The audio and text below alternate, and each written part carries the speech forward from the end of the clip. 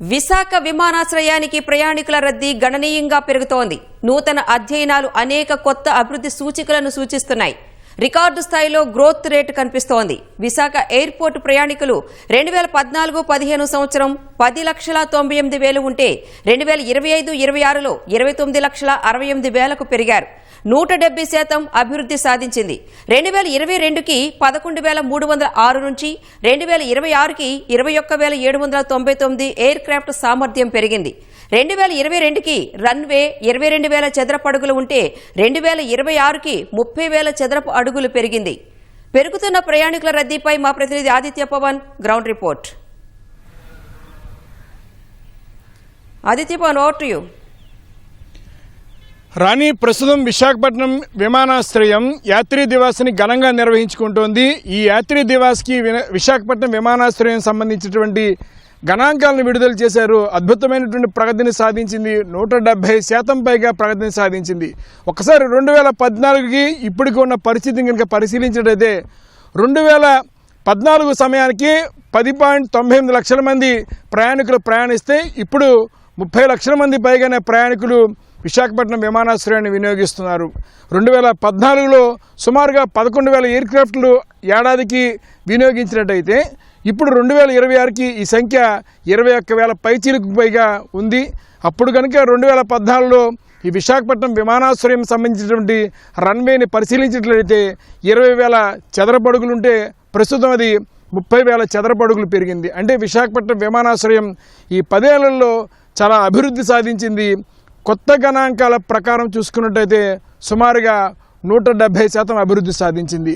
ఇప్పుడు ఉన్నటువంటి 170% అభివృద్ధి మాత్రమే కాదు, రానున్న రోజుల్లో విశాఖపట్నం విమానాశ్రయం అంటే విశాఖపట్నం విమానాశ్రయం ఈ చుట్టుపక్కల ప్రాంతాల నుంచి 60 లక్షల మంది ప్రయాణికులు ఖచ్చితంగా ప్రయాణిస్తారనేటువంటి ఒక అంచనా ఇప్పటికే పౌర విమానయాన శాఖ గణాంకాలు చెప్తుంది. రానున్న రోజుల్లో ఈ సంఖ్య గణనీయంగా పెరుగుతుంది. అంటే ప్రస్తుతం 30 లక్షల మంది ప్రయాణికులు వినియోగిస్తున్నారు విశాఖపట్నం విమానాశ్రయాన్ని.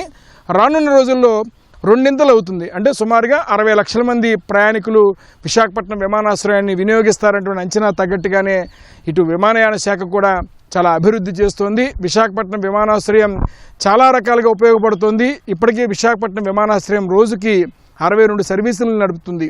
అందులో 2 అంతర్జాతీయ సర్వీసులు నడుపుతోంది. అయితే ప్రస్తుతం యుద్ధం కారణం చేత ఒక అంతర్జాతీయ సర్వీస్ అబుదాబి సర్వీస్ మాత్రం నడవట్లేదు. మరొక సింగపూర్ సర్వీస్ మాత్రం ప్రతిరోజు నడుస్తోంది. వారంలో నిర్దిష్టమైనటువంటి ప్రమాణాల ప్రకారం నడుస్తోంది. రోజుకి 62 విమాన సర్వీసులు నడుస్తున్నాయి. మరోవైపు సంవత్సరానికి కూడా చాలా చక్కగా ప్రయాణికులు విశాఖపట్నం విమానాశ్రయాన్ని వినియోగించుకుంటున్నారు. మరోవైపు విశాఖపట్నం విమానాశ్రయానికి చాలా ప్రత్యేకతలు ఉన్నాయి. విశాఖపట్నం విమానాశ్రయం మొత్తం అంతా కూడా పూర్తిగా పర్యావరణహితమైనది.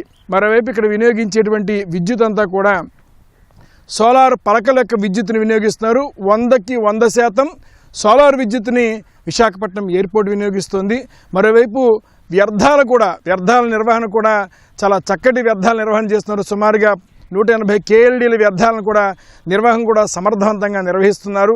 వీటిల్లో కూడా విశాఖపట్నం విమానాశ్రయం దేశంలో ఉన్నటువంటి పౌర విమానయాన శాఖ నుంచి కూడా మంచి ప్రశంసలు అందుకుంది. మరోవైపు విశాఖపట్నం విమానాశ్రయం ఇటువైపు ఉన్నటువంటి శ్రీకాకుళం కావచ్చు, విజయనగరం కావచ్చు, మరోవైపు ఇటు ఉభయ గోదావరి జిల్లా చెందిన వారు కూడా విశాఖపట్నం విమానాశ్రయాన్ని వినియోగిస్తున్నటువంటిగా గణాంకాలు చెప్తున్నాయి. ఈ సంఖ్య గణనీయంగా పెరిగేటువంటి అవకాశం ఉంది. ఈరోజు యాత్రీ దివస్ని నిర్వహణ చేశారు.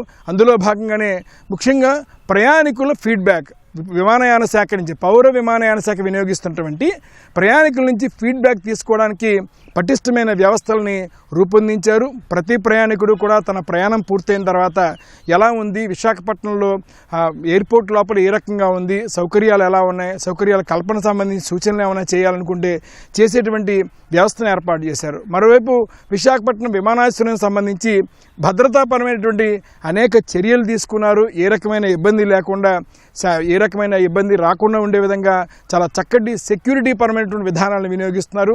అలాగే సాంకేతిక ఆర్థికంగా కూడా సెక్యూరిటీ చాలా బలమైనటువంటి సెక్యూరిటీ వ్యవస్థను ఏర్పాటు చేశారు. సెన్సార్లు కావచ్చు, చెకింగ్ వ్యవస్థ కావచ్చు, ప్రయాణికుల్ని చెక్ చేసేటువంటి విధానం కావచ్చు, వీటన్నిటిని కూడా చాలా పటిష్టమైనటువంటి వ్యవస్థల్ని అవలంబిస్తున్నారు.